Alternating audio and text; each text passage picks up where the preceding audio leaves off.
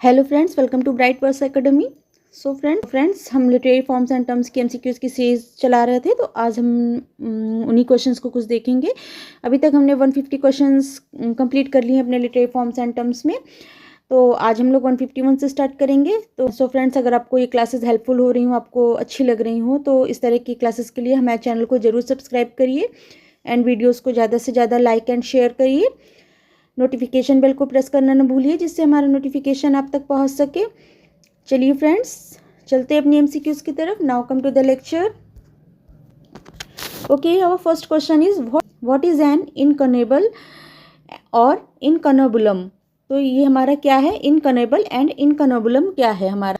आइए ऑप्शंस देखें। A book pamphlet और broadside printed in Europe before the year of 1101. B. A book pamphlet or broadside printed in Europe before the year 1201. C. A book pamphlet or broadside printed in Europe before the year 1501. None of these. तो हमारा इसमें से right answer क्या है? ये हमारा C is the right answer. A book pamphlet or broadside printed in Europe before the year 1501. तो हमारा C is the right answer. A book pamphlet or broadside printed in Europe before the year 1501. जो 1501 में के पहले जो Europe में book pamphlet या broadside printed जो होती थी, वो that is the incunable and incunabulum. Okay, C is the right answer. A book pamphlet और broadside printed in Europe before the year 1501. Okay, चलिए next. A piece of writing which presents a character inner thought is known as. Character के inner thoughts को जो writing में पता चलते हैं कि कैरेक्टर्स के इनर थॉट, तो वो क्या है? A interior monologue, B exterior monologue, C soliloquy, D aside. तो ये हमारा A is the right answer, interior monologue है. Okay, A is the right answer, interior monologue. चलिए next. It is a short performance, often partial, usually sandwiched between the acts of a long play. It is किसी long play में जो एक short performance होती है, often partial, जैसे फार्स में होती है, फार्स टाइप की होती है, तो उसको हम लोग क्या कहते हैं? जो सैंडविच क्या हो गया, ये बीच में हो गया, ये लॉन्ग परफॉर्मेंस के बीच में एक छोटी सी परफॉर्मेंस होती है, डेट इज कॉल्ड, उसको हम लोग क्या कहेंगे? A foreword, B prelude, C interlude, D none of this. तो that is called interlude. C is the right option. Okay, C is the right answer, interlude. Clear. चलिए आगे देखिए. Next. John Heywood's the 4 P's, pothecary, palmer, pardoner and pedlar. तो ये क्या है? जो John Heywood's के द 4 P's है, वो क्या है? A interlude, B comic relief, C poetic justice, D mystery plays. तो that is the interlude. Okay, A is the right answer. जो 4 P's है जॉन हेवुड्स के, that is called interlude. A is the right answer. Clear. चलिए next. Abusive or venomous language used to express blame or censor or bitter deep-seated ill will is. अपमानजनक abusive language, गाली गलौज सी भरी हो गई या भद्दी लैंग्वेज जो हो गई, उसको यूज़ करते हैं किसी को ब्लेम करने के लिए, या फिर उसको अपनी दुर्भावना को, कटु जो दुर्भावना, bitter deep seated ill will होती है, अपनी कटु दुर्भावना को व्यक्त करने के लिए जो लैंग्वेज को यूज़ करते हैं, अब्यूसिव लैंग्वेज, वो क्या है? उसको क्या कहेंगे? A panegyrics, B invective, C sacrilegious, D none of this. तो ये हमारा क्या हो गया? ये हमारा इन्वेक्टिव हो गया. B is the right answer, invective. Okay, भद्दी लैंग्वेज का यूज़ करते हैं अपनी किसी को ब्लेम करने के लिए, या फिर उस अपनी कटु दुर्भावना को प्रेजेंट करने के लिए, that is the called invective. Okay, B is the right answer, invective. Okay, चलिए next. The reversal of the normal word order in a sentence or a phrase is known as. जो किसी sentence में जो normal word होकर reversal हो जाता है, reverse हो जाता है किसी सेंटेंस में, किसी फ्रेज का या सेंटेंस में किसी वर्ड का जो रिवर्सल हो जाता है, उसे क्या कहते हैं? Inversion, version, conversion, none of this. तो that is the inversion. Inversion is the right answer. A is the correct answer. Okay, चलिए next. It is often published in paperback edition with a cheap price. It has all the entertaining stuff. Plot is interesting as it keeps the interest of the reader till the end. It mirror the contemporary life no serious issue is touched it. तो ये क्या है, it is often published in paper cheap edition with the cheap price. इसमें cheap price में ही paper back में अक्सर ये पब्लिश होता है। It has also entertaining stuff, इसमें पूरी तरह से एंटरटेन होते हैं। Plot is interesting as it keeps the interest of the reader till the ends. जो रीडर को जो प्लॉट इतना इंटरेस्टिंग होता है कि जो रीडर्स को लास्ट तक बिल्कुल इंटरेस्ट उसमें बनाए रखता है। It mirrors the contemporary life, जो कंटेम्प्रेरी लाइफ का आईना होता है। No serious issue is touched it, इसमें कोई भी सीरियस इशू नहीं होता है। इट इज़ कॉल्ड, ये क्या कहलाता है, ये क्या कहलाएगा आपका, junk fiction, B meta fiction, C campus fiction, D none of this. तो A is the right answer, ये हमारा जंक फिक्शन कहलाएगा। Okay, junk fiction is the right answer, A is the correct answer. Okay, चलिए next. The Da Vinci Code is an instance of junk fiction, it is written by. तो the Da Vinci Code है वो एक instance है junk fiction का। तो ये किसके द्वारा लिखा गया है, A Ayn Rand, B James Patterson, C Dan Brown, D none of this. तो हमारा राइट आंसर है C, Dan Brown. C is the right answer, Dan Brown. ये जो जंक फिक्शन का इंस्टेंस है किसने लिखा है, डैन ब्राउन ने। ओके, चलिए next.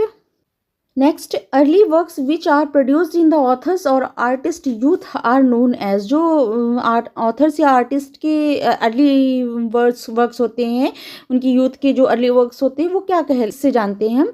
A young passion, B juvenilia, C hot blood, D none of this. तो B is the right answer. हम उनको जो ऑथर्स के यंग एज के अर्ली वर्क्स होते हैं that is called juvenilia. Okay, तो हमारा B is the right answer, juvenilia. Okay, B is the correct answer. चलिए next. It is an act or instance of placing two elements close together or side. ये एक उदाहरण है या एक act है, कार्य है जिसको एलिमेंट्स, किसी एलिमेंट्स को साथ साथ में रखने में या एक दूसरे के साथ में रखने में, एक साथ रखने में या साथ साथ में रखने में, साइड बाय साइड में रखने के लिए किया जाता है। It is often done to compare और कंट्रास्ट द टू और टू शो सिमिलैरिटीज़ और differences, it is known as. ये जो है अक्सर कंपेयर या कंट्रास्ट दिखाता है किसमें, दो चीज़ों में। टू शो उसकी सिमिलैरिटीज़ दिखाएगा या उसके डिफरेंसेस को दिखाएगा। तो इसको हम किससे जानते हैं, ये क्या है, एक ऐसा इंस्टेंस हो गया या एक्ट हो गया जिससे जो किसी टू एलिमेंट्स के को साथ साथ दिखाएगा या उसके एक साथ साथ में दिखाएगा या साइड बाय साइड में दिखाएगा।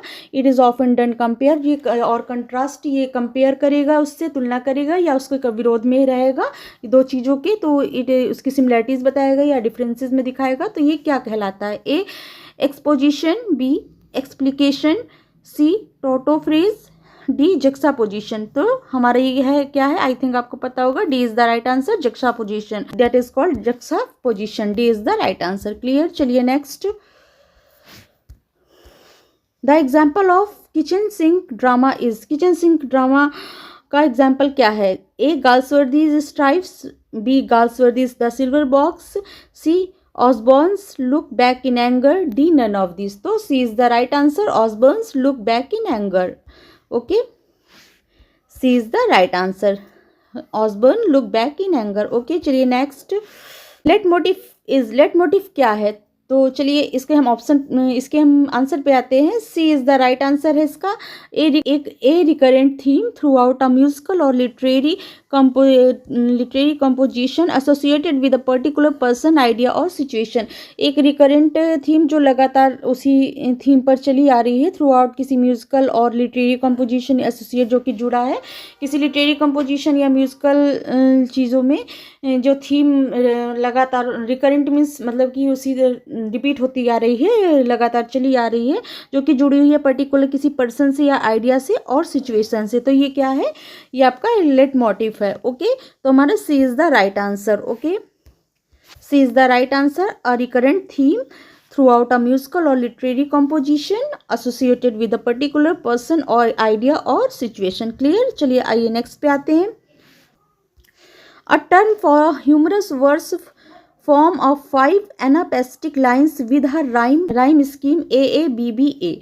जो हमारी पर्टिकुलर एक टर्म है जो ह्यूमरस वर्स है, एक ह्यूमरस वर्स है जो 5 एनापेस्टिक लाइंस का होता है, जिसकी राइम स्कीम हो गई AABBA।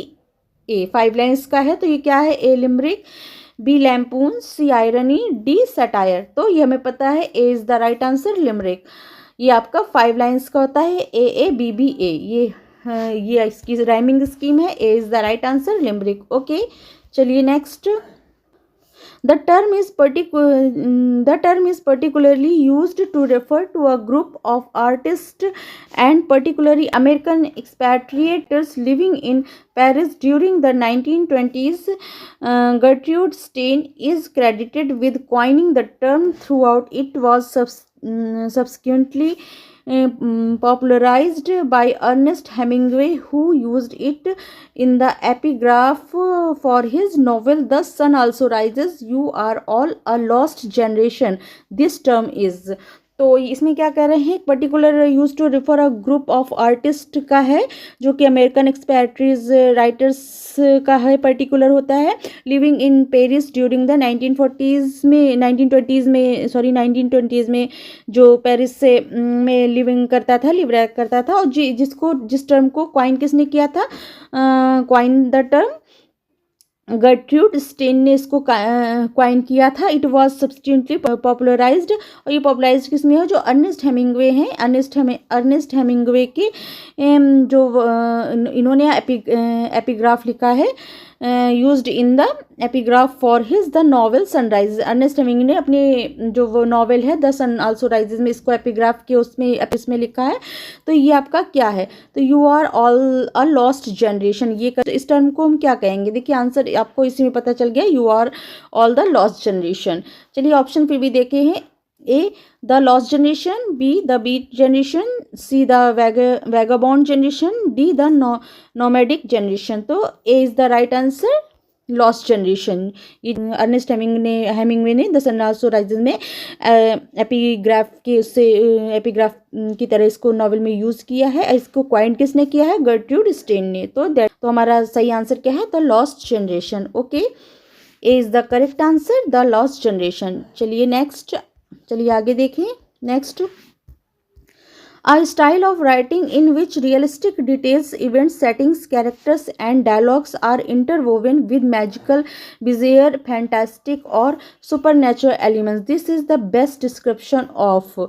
तो इसमें क्या करें? एक style of writing in which realistic details, इसमें जो होती हैं एक स्टाइल है राइटिंग की जिसमें रियलिस्टिक डिटेल्स होती हैं, इवेंट्स होते हैं, सेटिंग्स, कैरेक्टर्स एंड डायलॉग्स को ऐसे इंटरवोवन किया बुना जाता है कि विद मैजिकल ब्लेजर की तरह फैंटास्टिक और सुपर नेचुरल एलिमेंट्स को लेते हुए उसको बहुत ही जो रियलिस्टिक चीज़ होती हैं उस तरह प्रेजेंट करते हैं। This is the best description. ये क्या कहलाएगा? इनमें से किसका ये डिस्क्रिप्शन है? A realism, B naturalism, C magic realism, D surrealism. तो C is the right answer, that is the magic realism. Okay, C is the right answer, magic realism कहलाएगा ये। ओके, चलिए नेक्स्ट पे आते हैं।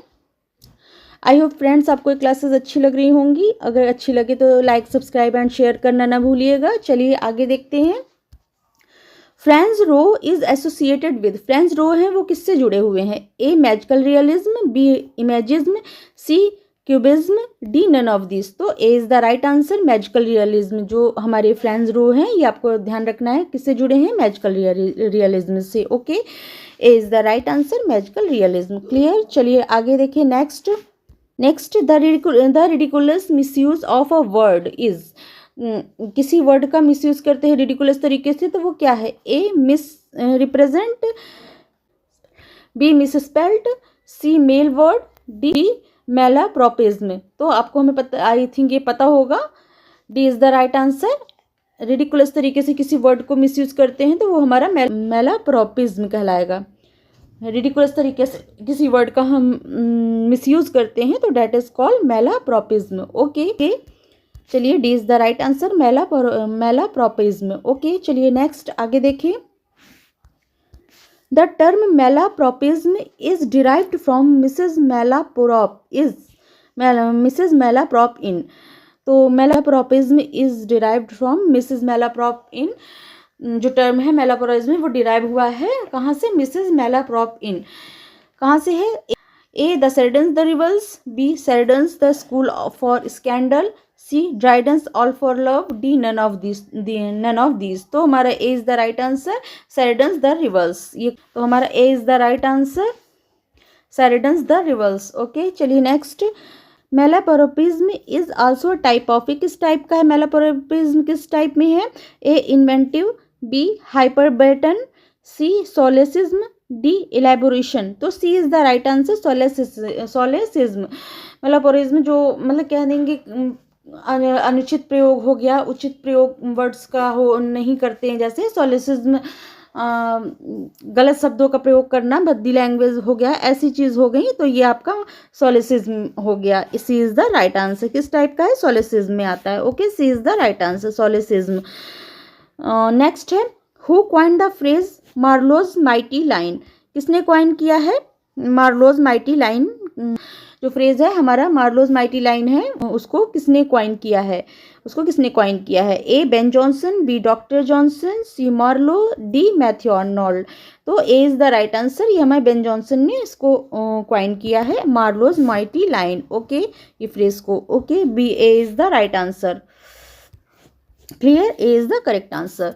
चलिए नेक्स्ट है, an elaborate semi dramatic courtly form of entertainment is known as, एक जो एंटरटेनमेंट का मनोरंजन का जो एक नाटकीय जो रूप होता है वो उसको हम किस नाम से जानते हैं, जो एंटरटेनमेंट का सेमी ड्रामेटिक कोर्टली फॉर्म जानते हैं तो उसको हम किस नाम से जानते हैं, A mask, B morality play, C interlude, D none of this. तो ये हमारा ए हो गया मास्क, हम इसको किससे जानते हैं, मास्क जो होते हैं हमारे एंटरटेनमेंट के लिए होते हैं मास्क ये हमारी, तो that A is the correct answer. चलिए next, it is an extravagant comedy in which action is more silent than characterization. It is a sensational and gruesome play.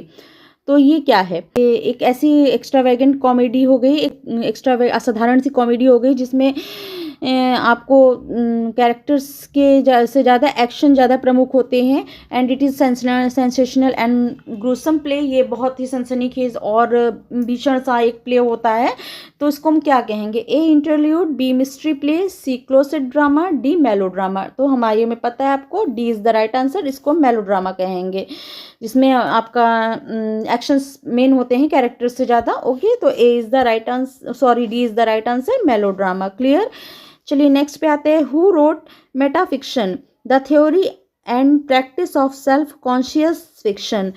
तो ये किसने लिखा है, आपको बताना है कि ये किसने लिखा है, who wrote the metafiction the theory of practice of self conscious fiction. Okay, A Roland Barthes, B Derrida, C Patricia Waugh, D Spivak. तो ये हमारे किसने लिखा है, ये हमारा पैट्रिसिया वॉग ने लिखा है, C is the right answer, जो C is the right answer Patricia वॉग।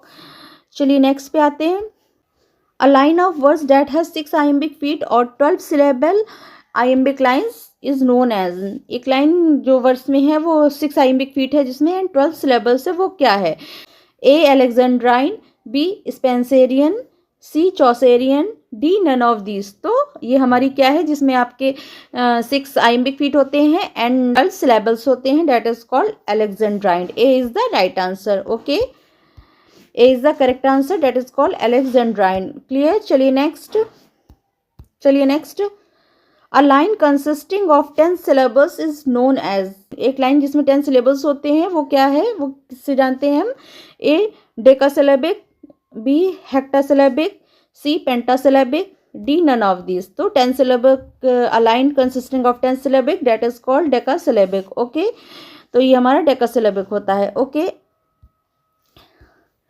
तो A is the right answer decasyllabic. Okay, चलिए फ्रेंड्स, ये हमारे कुछ आज लिटरेरी टर्म्स के एमसीक्यूज थे, आई होप आपको समझ में आए हुए होंगे, आई होप आपको क्लियर हुए होंगे, समझ में आए हुए होंगे। तो फ्रेंड्स अगर अच्छे लगे हों तो चैनल को जरूर सब्सक्राइब करिए। अगर आप चैनल पहली बार विजिट कर रहे हैं तो चैनल को जरूर सब्सक्राइब करिए एंड वीडियोस को ज़्यादा से ज़्यादा लाइक एंड शेयर करिए। आपके लाइक एंड शेयर बहुत मोटिवेट करते हैं, तो लाइक शेयर करना ना भूलिए एंड अपना फीडबैक भी जरूर दीजिएगा। चलिए फ्रेंड्स, फिर मिलते हैं न्यू क्लास में इसके आगे के MCQs के साथ। चलिए लाइक सब्सक्राइब एंड शेयर करना ना भूलिएगा। चलिए thank you, thanks for watching, thank you.